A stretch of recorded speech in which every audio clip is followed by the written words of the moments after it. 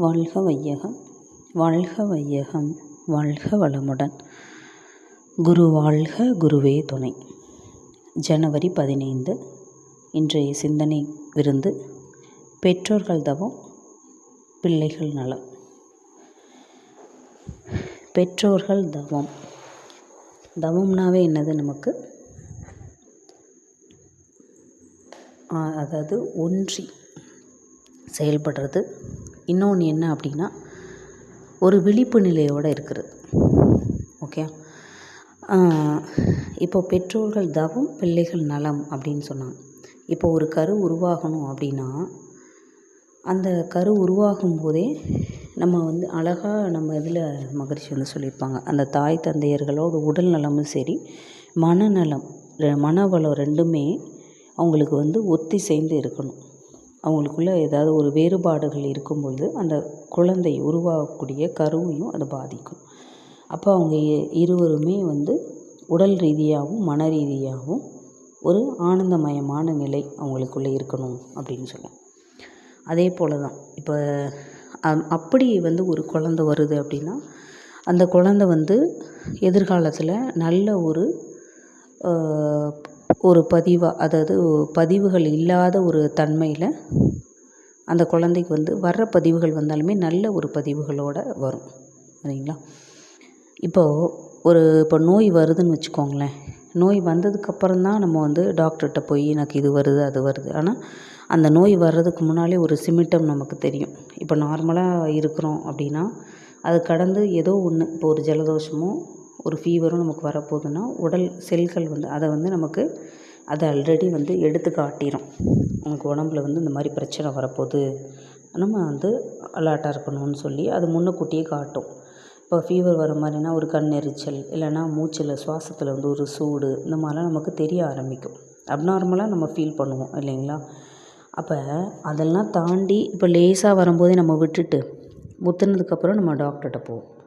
அதே மாதிரி அந்த தன்மை இல்லாமல் நோய் வராமலே நம்மளால் பார்க்கக்கூடிய தன்மை, பார்த்துக்கக்கூடிய ஒரு தன்மை யார்கிட்ட இருக்குது? நம்மள்கிட்ட இருக்குது. அந்த நோய் எதிர்ப்பாற்றல் நம்மள்கிட்ட இருக்குது நிறையா. அதான் நம்ம என்ன சொல்கிறோம், ஒரு செல்லி இன்னொரு செல்லையும் பிடிச்சிருக்கிறது ஜீவகாந்தம். அது திணிவாக இருந்துச்சு அப்படின்னாவே நோய் எதிர்ப்பு ஆற்றல் நமக்கு அதிகம் கிடைக்கும். அப்போ எந்த நோய் வந்தாலும் வந்த நோயும் நம்ம குறைக்க முடியும், நோய் வராமலும் நம்ம தடுக்கலாம். அதே மாதிரி நமக்கு சந்ததி வழியாக ஹெரிடிட்டி வைஸ் வர டிசீஸை கூட நம்ம கண்ட்ரோல் பண்ண முடியும் அப்படின்னு நம்ம அந்த ஜீவகாந்தத்தால், திணிவான ஜீவகாந்தமாக இருக்கும் பொழுது நம்மளால் கண்ட்ரோல் பண்ண முடியும் அப்படின்னு சொல்கிறோம். அப்போ அவ்வளோ தூரம் அந்த உடல் ஒரு ஆற்றல் நிறைந்த ஒரு களமாக இருக்குது இல்லைங்களா? இப்போ நம்ம ஆழியாரை சொல்கிறோம்ல, காந்த களம். அதே மாதிரி தான் இந்த உடலும் ஆற்றல் களம். அதை நம்ம குரு நம்மளுக்கு அதை நிரூபித்து காட்டியிருக்கார். அவர் உடலை ஆராய்ச்சி கூடமாக வச்சு தானே நம்மளுக்கு இவ்வளோ பயிற்சிகளை கொடுத்துருக்குறாரு இல்லையா? அப்போ அந்த உடலை எந்த அளவு அவர் ஆராய்ச்சி பண்ணியிருப்பார். அப்போ அதே மாதிரி தானே நம்ம உடலில் அவ்வளோ சக்தி நமக்கு இருக்குது, அப்படி தானே? அப்போது அந்த உடலுக்கான உடலில் இருக்கிற அந்த சக்தியை நம்ம என்ன பண்ணுறதில்ல அப்படின்னா, சரியாக புரிஞ்சுக்கிறதில்ல. அதுதான் இப்போ ஒவ்வொரு செல்லுமே ஒரு ரசாயன கூடம் அப்படின்னு மகரிஷி சொல்கிறார், ஒரு கெமிக்கல் லெபார்ட்ரி அப்படின்னு சொல்கிறார். அந்தந்த செல்லு அதுக்குன்னு உள்ள வேலை என்னவோ அது செஞ்சுட்டு தான் இருக்குது. இப்போ நுரையீரல் இருக்குது, ஹார்ட் இருக்குன்னா ஒவ்வொரு அந்தந்த உறுப்புகளோட தன்மை தகுந்த மாதிரி அந்தந்த செல்களோட இயக்கம் இருக்கும். எல்லா செல்களும் ஒரே மாதிரி இருக்காது இல்லைங்களா? அப்போது ஒவ்வொரு செல்லுக்கும் என்ன தன்மையோ அதுக்கு தகுந்த மாதிரி அது செயல்படும்.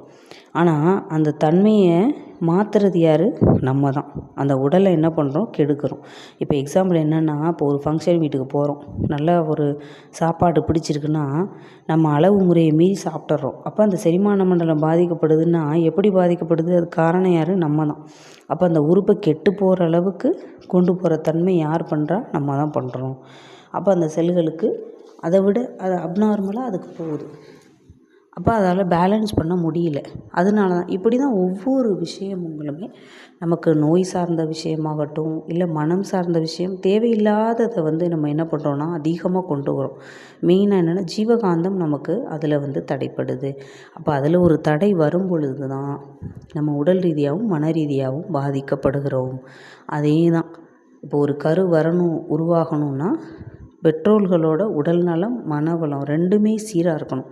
அப்படி இருக்கும்போது தான் நல்ல ஒரு நலமான குழந்தையை வளமான குழந்தையை நாம் உருவாக்க முடியும்.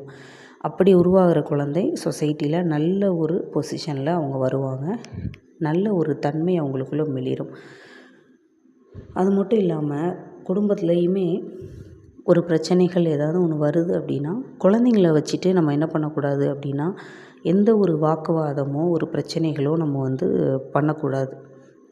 ஏன் அப்படின்னா அவங்க மனசில் அது ஒரு பதிவாக பதிஞ்சிரும். ஏன்னா குழந்தைங்கள பொறுத்த வரைக்கும் அம்மா அப்பாவை அவங்க இந்த வயசில் அவங்க அம்மா அப்பா கூட தான் அதிகமாக டைம் ஸ்பெண்ட் பண்ணுறாங்க.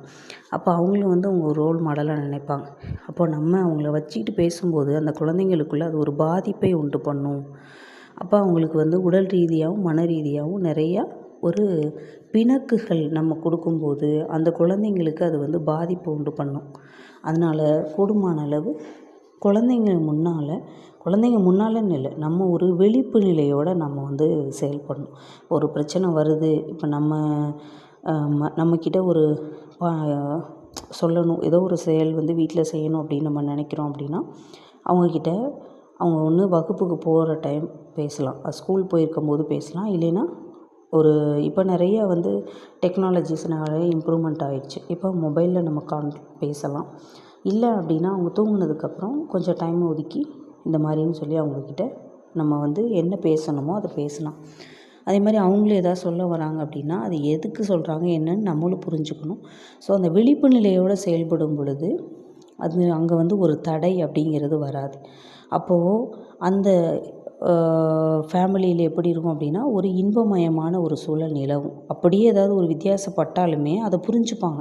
இல்லை இவங்க ஏதோ ஒரு காரணமாக சொல்கிறாங்க, நம்ம அதை பின்னால் கேட்டுக்கலாம் அப்படின்னு ஒரு ஆராய்ச்சி வந்துடும். அவங்க சிந்திச்சிருவாங்க. அதுதான் நமக்கு 6வது அறிவு, அதுதான் மனம், அதுதான் அனுமானம் அப்படின்னு சொல்கிறோம்.